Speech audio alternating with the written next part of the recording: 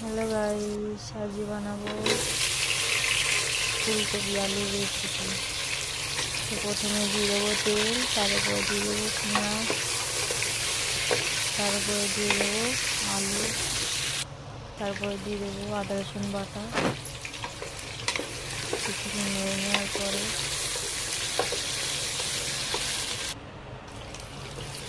দিয়ে দেবো টমেটো,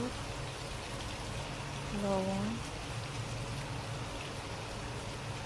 জিরে, ধনে, হলুদ গুঁড়ো, লঙ্কা গুঁড়ো,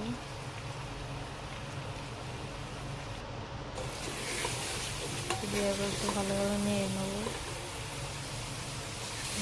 কালারটা খুব সুন্দর এসছে, একটু পানি দিয়ে দেবো যাতে মশলার কালারটা আসে। তারপর দিয়ে দেবো ফুলকপি,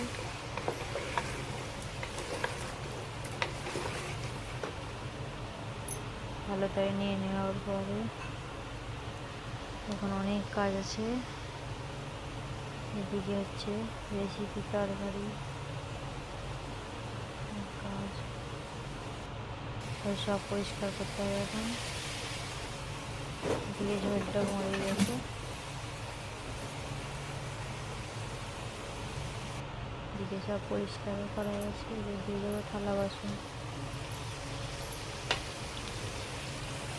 কিছুক্ষণ নিয়ে নেওয়ার পরে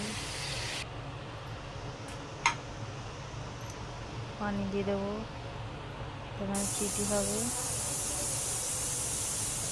ততক্ষণে আমার থালা বাসন মাজা হয়ে গেছে,